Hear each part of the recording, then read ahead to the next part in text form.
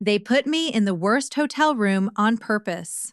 They had no idea I owned the place. At first, I decided to keep quiet. I wanted to observe them to see how far they would go when they believed I had no power, no influence, and no choice but to accept whatever corner they left for me. The annual family reunion had always been my mother's favorite tradition.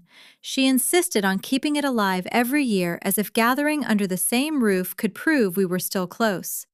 For everyone else, it meant luxury and old stories. For me, it meant comparisons, cutting remarks, and disguised contempt. This year should have been no different, except for one thing: the luxurious hotel where my family had chosen to stay. The five-star Hotel Miramar, with its flawless gardens and wide ocean view, now belonged to me. My grandfather Ernesto had secretly left it to me 6 months earlier, through a trust no one else in the family knew about. When I arrived in the lobby, my heart was beating faster than I wanted to admit. Hotel Miramar looked the same as it had in my childhood memories: elegant, bright, polished, and filled with the scent of the sea. In the middle of the lobby, there was my family. My sister Lucia, the favorite, was being welcomed with hugs and kisses. Everyone smiled at her as if she had brought the sunshine with her. My mother touched Lucia's hair with affection. My father clapped Roberto, Lucia's husband, on the shoulder. My cousins gathered around them as if they were the center of the whole reunion. No one noticed me at first. Then my mother saw me. Her smile faded into a frown. "I thought you wouldn't come, Carmen," she said, not even trying to hide the disappointment in her voice. "I wouldn't miss our family reunion for anything in the world," I replied. I smiled, but the smile never reached my eyes. Roberto looked me up and down the way he always did, measuring the cost of my clothes, the brand of my bag, the value he thought he could assign to me in 3 seconds. "Looks like the graphic design business isn't so lucrative after all," he said with a mocking little smile. If only they knew. My small graphic design business had become a respected agency with international clients. I had 30 employees, clients across 3 continents, and numbers that would have made Roberto swallow his smirk. But I had stopped trying to correct my family years ago. They had already decided who I was. The heavier secret was this hotel. This building, with its suites, restaurant, spa, gardens, and history, now belonged to me. Grandfather had seen something in me that the family ignored. "We've distributed the rooms," my mother announced, as Miguel, the hotel manager, stood nearby holding the key cards. Miguel knew the truth. He knew I was the owner. Before the reunion, I had asked him and the senior staff to keep that fact private. I wanted to pass through the weekend without my family adjusting their behavior. My sister and Roberto received the presidential suite with an ocean view. My parents received an executive suite. My cousins received deluxe rooms. Then my mother turned to me. "Carmen, you'll stay in room 108 on the first floor." Room 108, the smallest room in the hotel. The room beside the laundry service area. The room with the narrow window facing the service yard where the hum of machines never fully stopped. A few relatives exchanged glances. Some looked ashamed, others looked amused. Miguel's face tightened. "Ma'am," he began carefully, "we could look for another option for the young lady." My mother cut him off at once. "That won't be necessary. Carmen is simple. She doesn't need luxuries." Miguel looked almost apologetic, but I gave him a small, calm nod. "It's fine, Miguel," I said. "Room 108 will be perfect." I took the key card from his hand and headed toward the elevator, feeling my family's eyes on my back. As I walked away, I heard my cousin Daniela whisper, "As always, Carmen settles for the leftovers." The room was exactly as I remembered. Small, plain, and tucked into the least desirable corner of the hotel. The window faced the service area, and every few minutes the vibration of laundry machines passed through the wall like a reminder of where my family believed I belonged. I sat on the single bed and took a deep breath. I had not come to confront them or reveal that the hotel was mine. I had come to understand something that had followed me for 30 years. Why did they still see me as the least valuable person in the family? That evening during the welcome dinner at the hotel restaurant, my family occupied the best table with a clear ocean view and fresh flowers in the center. My chair had been placed at the least comfortable angle, partially hidden behind a column. Everyone ordered expensive dishes from the menu. Roberto asked about wine pairings. Lucia ordered seafood. My parents treated the menu as if choosing the most exclusive item was a matter of family pride. I ordered a simple salad. My father looked at my plate with a mixture of mockery and pity. "Can't you afford something better, Carmen? We can treat you if you want." "The salad is fine, thank you," I replied. I kept my voice steady. I had spent a lifetime learning how to protect my dignity. The conversation moved exactly where it always moved, toward Lucia, her recent promotion at the bank, her new house in an exclusive neighborhood, her husband's investments and success. "Our Lucia always knew what she wanted," my mother said proudly. "Not like Carmen, who wasted her life with this drawing business." I looked down at my water glass. Then Antonio, the head chef, approached our table personally to greet the guests. He moved with the confidence of a man who knew every detail of his kitchen and every standard of his restaurant. When he saw me, he gave a small, respectful bow. "Was the salad to your liking, Miss Carmen?" he asked. The bow was subtle, but not subtle enough. My family noticed. "Delicious, Antonio. Thank you," I said. Lucia stared at me. "You know the chef. We've crossed paths before," I answered vaguely. The truth was that I had personally hired Antonio 3 months earlier after taking over the hotel. The dinner continued. With every glass of wine, the comments aimed at me sharpened. The secret weighed inside me. Should I reveal the truth? What would they do if they knew that every insult, every humiliation, every careless sentence had happened under my own roof? Then Miguel approached the table discreetly and leaned toward me. "Miss Carmen," he said quietly, "there's an urgent matter that requires your attention." Roberto's eyes brightened. "What could be so urgent for Carmen?" he mocked. "Did they run out of colored pencils?" I stood calmly and ignored him. "Excuse me," I said. "I'll be back in a moment." In the private office, Miguel looked more troubled than professional. "Miss, I can't continue watching how they treat you," he said. "You are the owner of this place." "I know, Miguel. Then why allow it?" "Because I need to understand something before revealing the truth," I said. "There's a family wound that has been open for a very long time." I looked through the office window toward the dark sea. "I think I'm close to discovering why my family hates me so much." When I returned to the table, everyone was eating exclusive desserts. My cousin Javier was in the middle of a story about the sports car he had recently bought.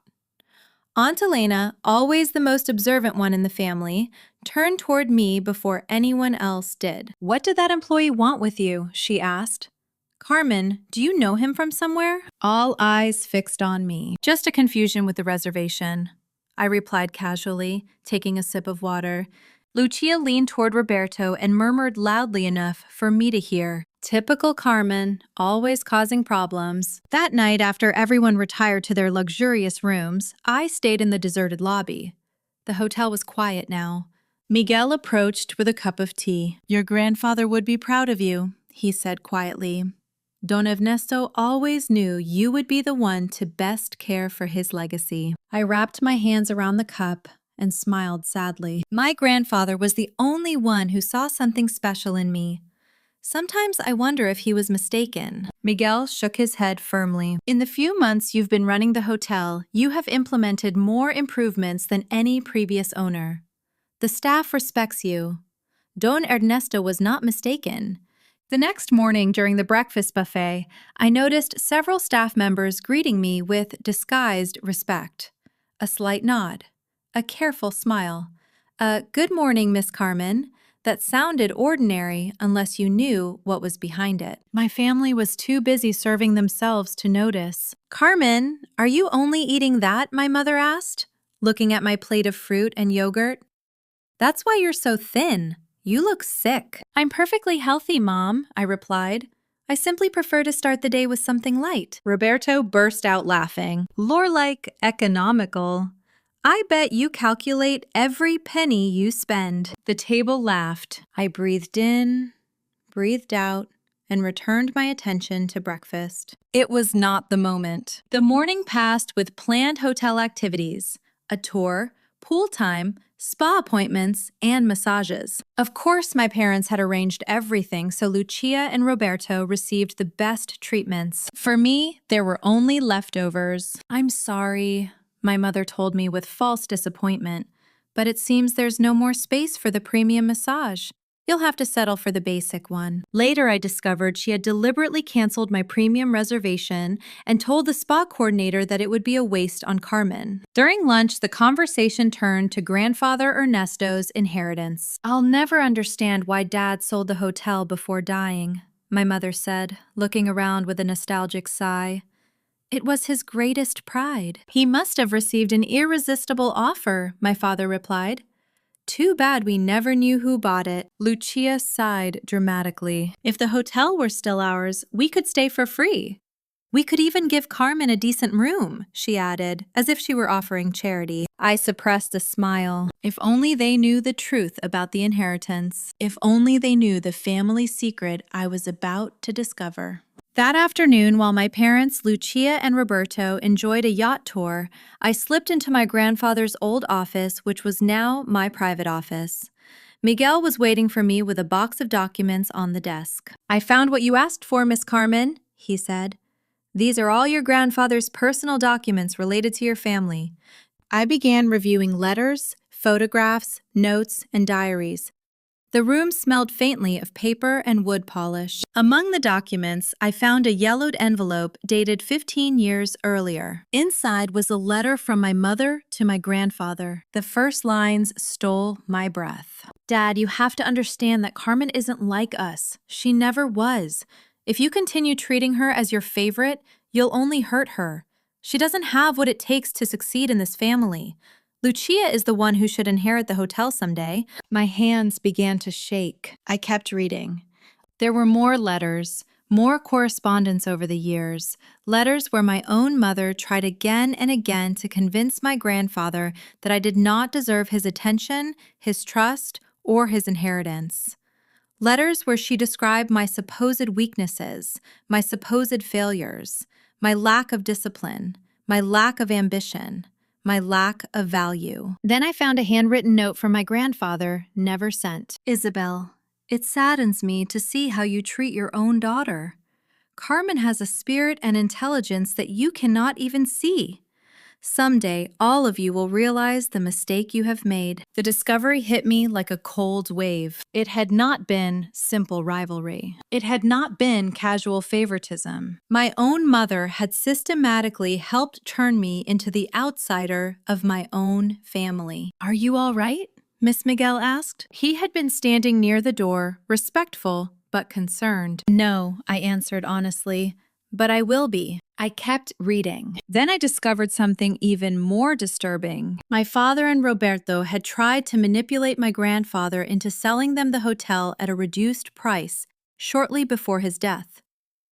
Their plan had failed when grandfather, suspicious of their intentions, decided to secretly leave the hotel to me. A knock on the door interrupted the investigation. It was Daniela. Carmen, she said, stepping in and looking around.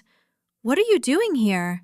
This area is only for authorized people. Her eyes moved quickly over the documents scattered across the desk. Miguel intervened at once. The young lady was looking for information about the hotel's activities, Miss Daniela. Daniela did not look convinced. Her eyes narrowed as she examined the private office. Isn't it strange that they let you in here? She asked. They wouldn't even let us take a look. Maybe I'm not as insignificant as everyone thinks, I replied, holding her gaze. Something shifted in her expression. For the first time, I saw doubt. You were always grandfather's favorite, she said slowly. We all knew it, even if no one would admit it. After Daniela left, I knew my secret would not last much longer. The family would begin to suspect. Soon, I would have to decide whether to continue enduring the humiliation or reveal that I, the despised Carmen, was now the owner of the empire they all coveted. That night, during the formal dinner, the storm that had been building since my arrival finally reached us. And with it came the opportunity for a kind of revenge I had never known I wanted. The gala dinner was the central event of the family reunion. The hotel's main hall had been decorated with fresh flowers, candles, fine crystal, and white linen tablecloths. Everything was elegant and controlled. I arrived deliberately late, wearing a simple but elegant black dress I had designed myself. My mother looked irritated the moment she saw me. "Finally you appear," she said. "We were about to order without you." I took my assigned place again, the least favorable seat at the table. Roberto was already half drunk and bragging about his recent real estate investments. "I bought 3 properties on the coast last month," he said.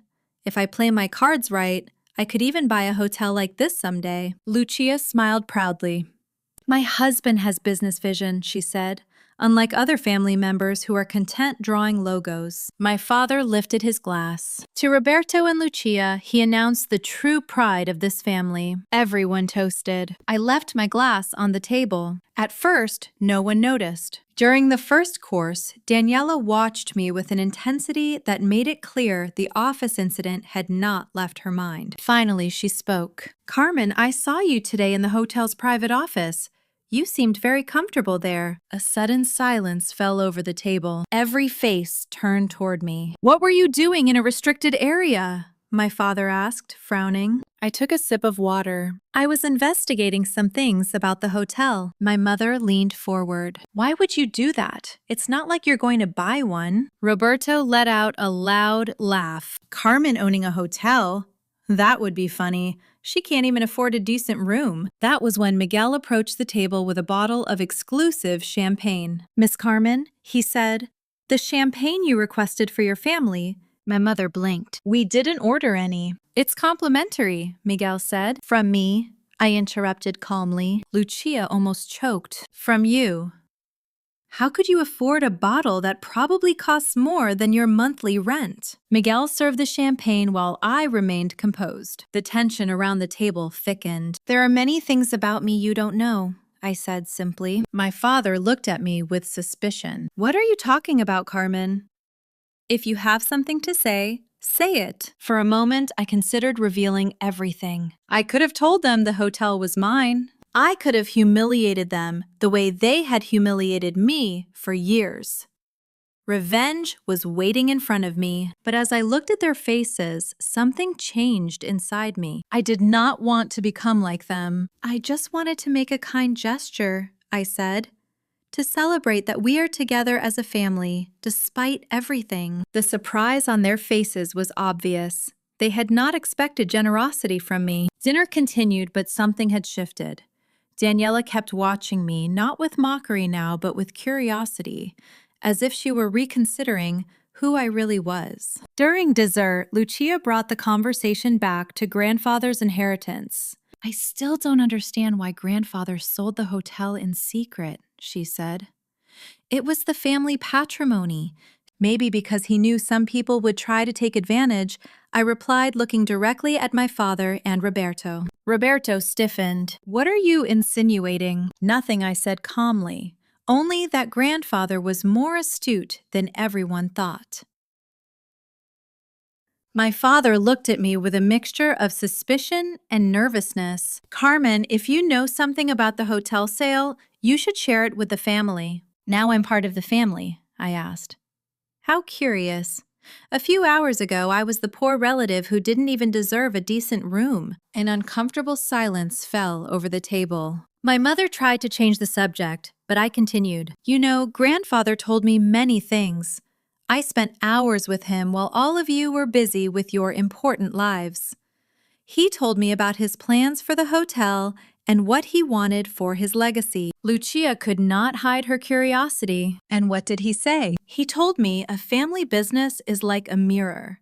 It reflects the values of the people who run it." I paused long enough for the words to settle. "And he told me we must always be careful with deceptive appearances." Roberto slammed his fist on the table. "Enough riddles. If you have something to say it clearly. At that moment, the hotel's general manager, Javier, approached our table. "Excuse the interruption," he said. "I just wanted to make sure everything was to your liking, especially for you, Miss Carmen." My family stared at him, then at me, increasingly uncomfortable with the preferential treatment I was receiving. "Everything is perfect, Javier. Thank you," I replied with a smile. My father's voice sharpened. "Why the hell do they treat you like you're someone important?" I took a deep breath. I had not planned to reveal the secret that night, but the situation was escalating. "Because they know my work," I said. "They simply respect what I do." "Drawing logos," Roberto mocked. "I design corporate identity for international companies." I corrected. "My agency has clients on 3 continents and 30 employees. Last year, our revenue exceeded $3 million. The surprise was immediate. My mother almost dropped her glass. "You're lying," Lucia said. "If you were that successful, you would have bragged about it." "Unlike some people, I don't need constant validation from others," I replied.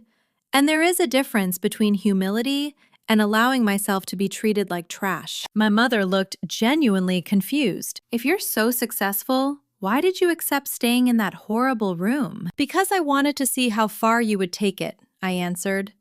"I wanted to understand if there was any limit to the contempt you feel for me." My words landed heavily on the table. For the first time, I saw shame on some of their faces.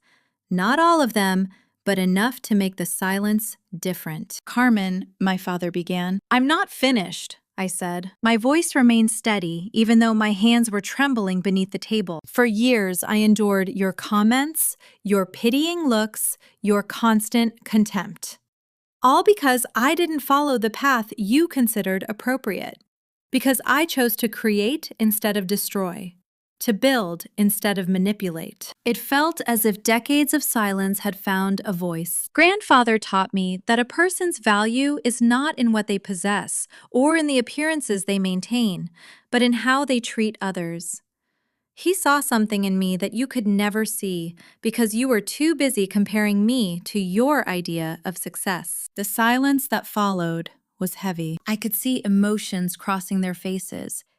Disbelief, shame, confusion, and in some cases the beginning of an uncomfortable realization. "If this is true," my father finally said, "why did you never say anything?" "Would you have listened?" I asked.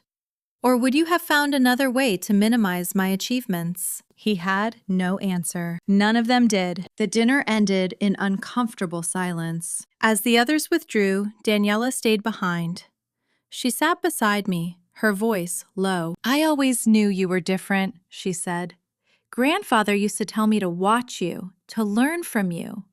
I never understood why until now." Our eyes met in a moment of unexpected understanding. "Carmen," she continued, "there's something more, isn't there?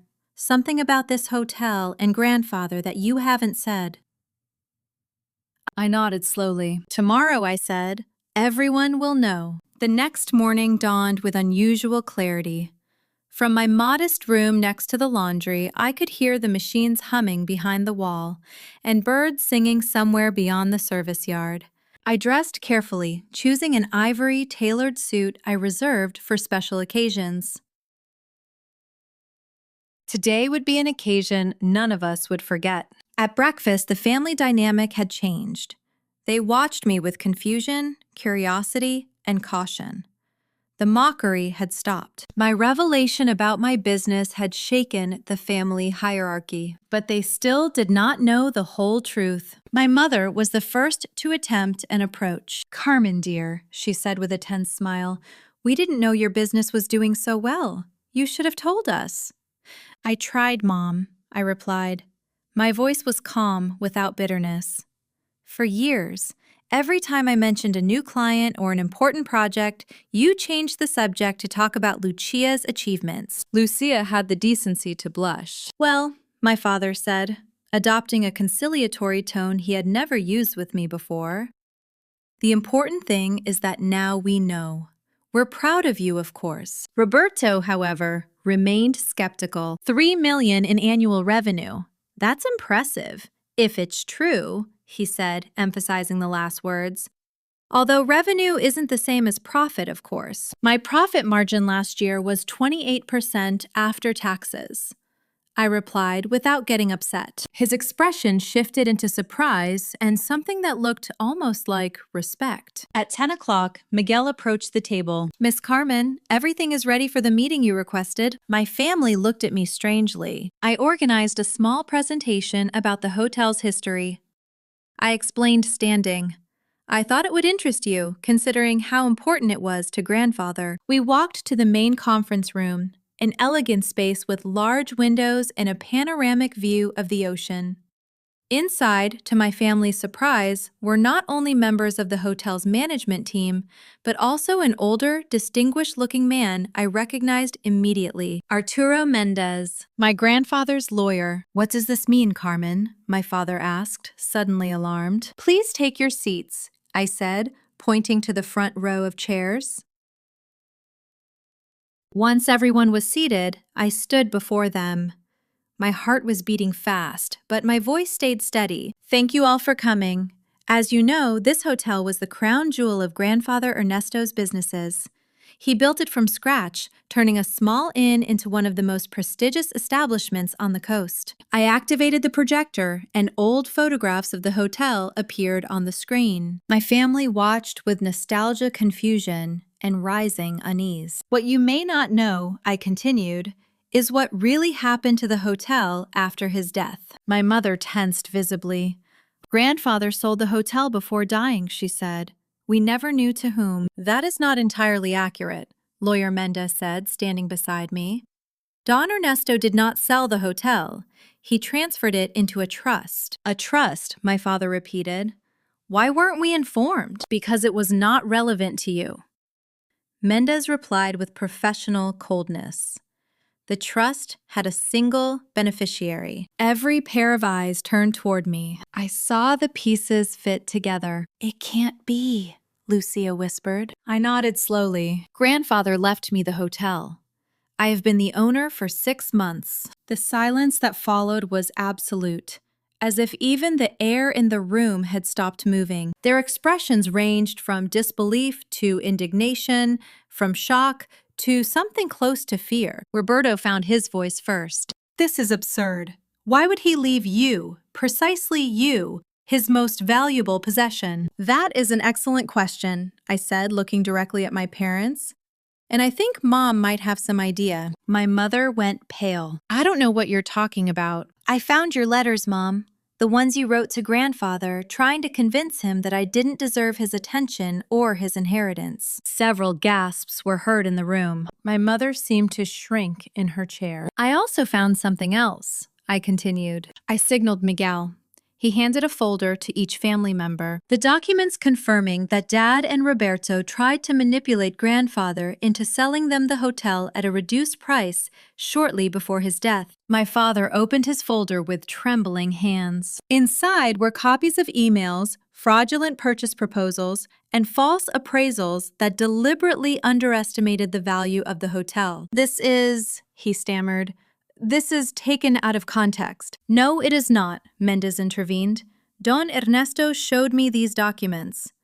That was when he decided to modify his will and leave the hotel in trust to Carmen, the only person he truly trusted to preserve his legacy. Roberto stood abruptly, his face red with anger. This is a conspiracy. You must have manipulated the old man or the lawyer. You don't have what it takes to run a business like this. The results suggest otherwise, I replied calmly.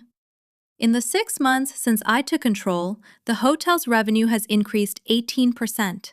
Customer satisfaction has improved, and we have been nominated for 2 Hospitality Excellence Awards. Miguel nodded in confirmation. The management team looked proud because the hotel was not merely preserved, it was growing. My mother looked genuinely confused. If you're the owner, she asked, why did you accept staying in that horrible room? Why did you allow us to treat you like that? It was the question I had been waiting for. Because I needed to understand, I replied. For the first time that morning, emotion entered my voice. I needed to understand whether you truly saw me as worthless, or whether there was some deeper reason for your contempt. Tears threatened to rise, but I held myself upright, and what I discovered was more painful than I imagined. It wasn't that you believed I had no value. It was that you feared what would happen if others saw my value, especially grandfather. My mother lowered her gaze, unable to meet my eyes. The letters show it clearly, Mom. You couldn't stand that grandfather loved me. You couldn't accept that he saw something special in me. Why? What did I do to deserve this? The silence that followed was broken by a muffled sob. It came from my mother. She seemed to collapse under the weight of decades of secrets. You were just like him, she finally whispered. I froze. You had the same look, she continued, her voice shaking. The same way of seeing the world. When you were little, he used to say you were his living image, that you had his entrepreneurial spirit. She paused and drew an uneven breath. And I was always a disappointment to him. I was never smart enough, never ambitious enough. Then you appeared with your creativity and determination, and I saw how his eyes lit up when he talked to you.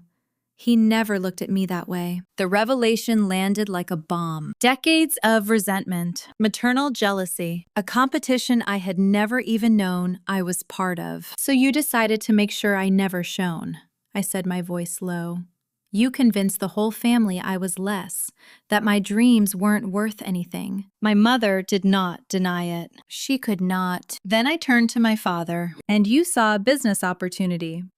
If I stayed marginalized from the family, I wouldn't be a threat to your plans for the hotel. My father seemed to age 10 years in a few minutes. Lucia sat silent, processing everything she had just learned about our family, about herself, and about the pedestal she had been placed on. Then I made the most important decision of all. Despite everything I said breaking the thick silence, I am still part of this family. My words floated in the room, unexpected and unsettling. We are not here for a settling of accounts. I could have humiliated you from the beginning. I could have expelled you from the hotel. I could have treated you the way you treated me.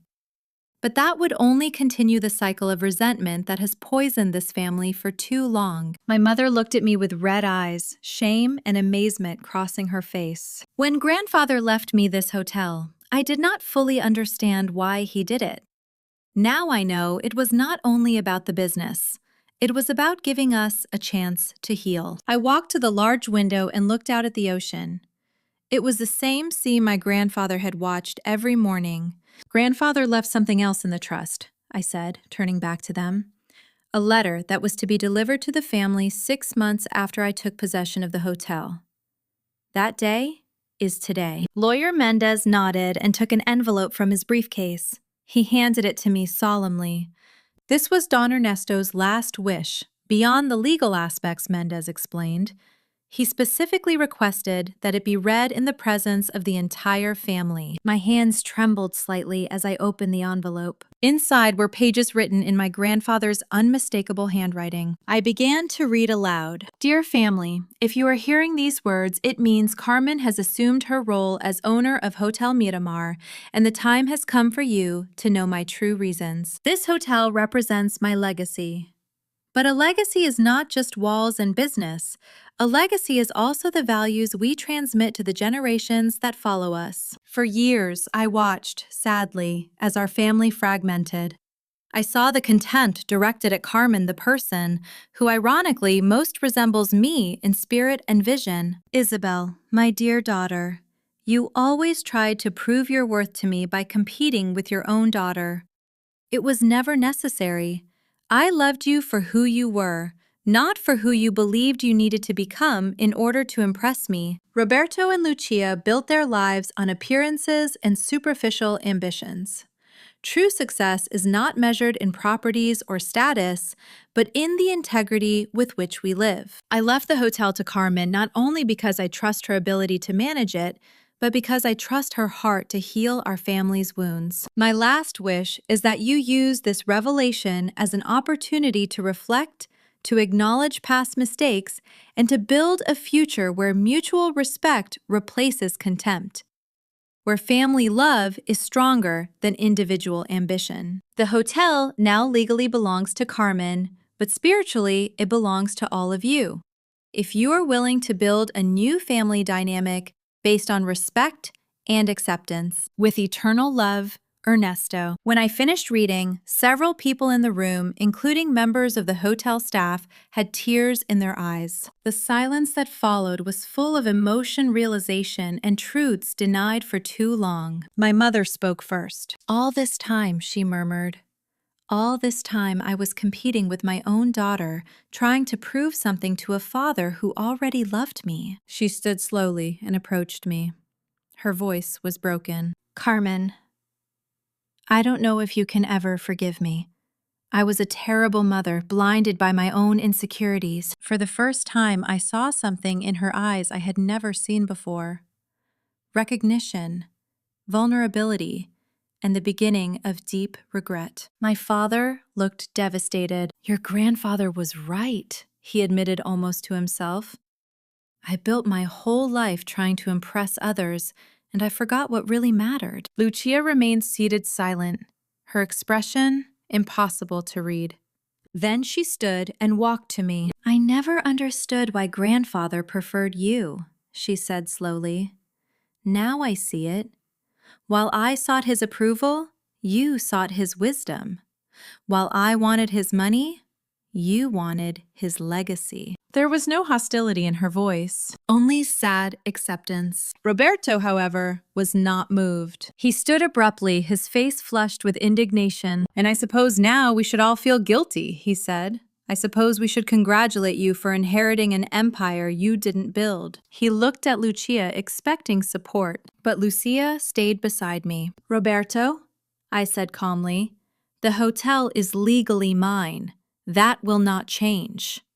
But what we do from here as a family depends on all of us." Lawyer Mendez cleared his throat discreetly. "Actually, he said there is an additional codicil we have not discussed yet." We all turned to him. "Don Ernesto established that, at Carmen's discretion, and solely at her discretion, she may assign minority stakes in the hotel to other family members, provided they demonstrate commitment to the values he defended." The revelation landed like another shock. My family looked at me with a mixture of hope and fear. "I am not seeking servility in exchange for shares," I clarified.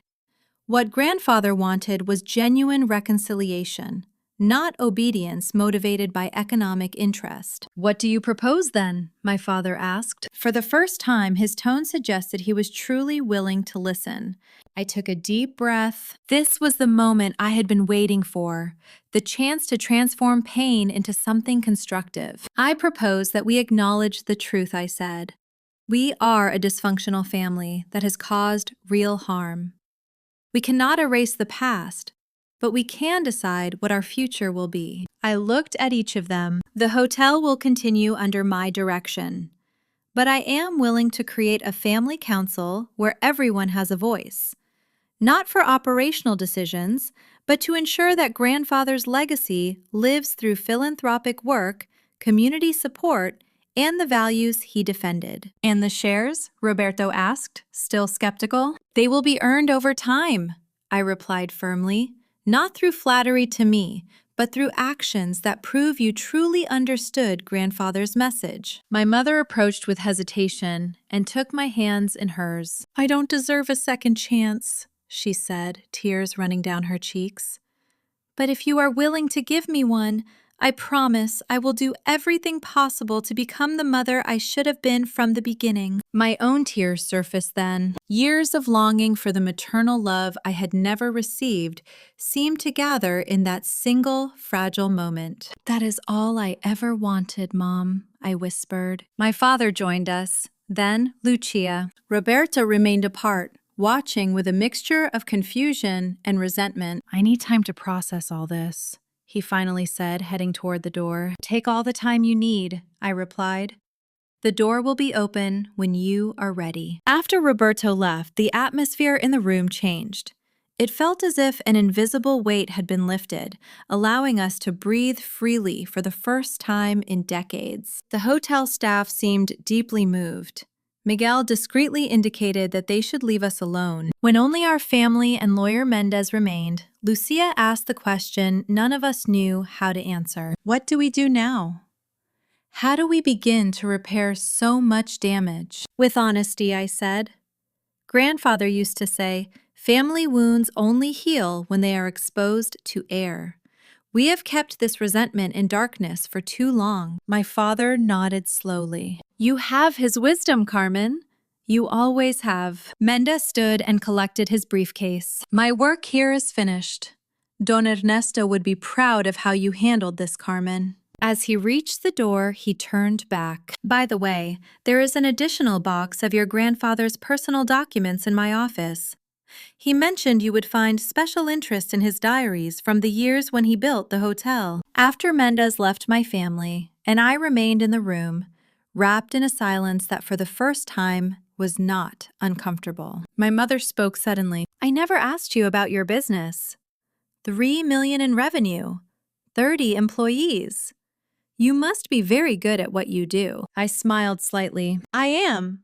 And I would love to show you my work someday. I would like that, she said. Her voice carried a sincerity I had never heard. Lucia, practical as always, looked around the room. So what happens with the rest of the family weekend? Do we continue with the planned activities? I thought for a moment. I think so, I said, but with some changes. To start, I am going to move into the suite that corresponds to me as owner. And what do we do about Roberto? My father asked. We give him space, I replied. Some people need more time than others to accept the truth. That night, as the staff transferred my belongings from room 108 to the hotel's main suite, I felt a strange mixture of emotions. Victory, yes, but not the petty victory of revenge. It was something deeper. The victory of having broken a toxic cycle. From my suite's terrace, I looked out at the same sea my grandfather loved. The salty wind touched my face. You were right, grandfather, I murmured into the wind.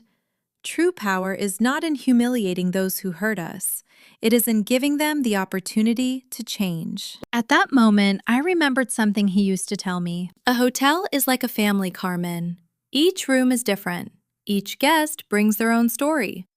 The secret is making everyone feel valued, not in spite of their differences, but because of them. For the first time in my life, I felt our family might become the kind of hotel my grandfather had envisioned, a place where each person could find their own space without losing the sense of belonging to the whole. The road ahead would be long and probably difficult.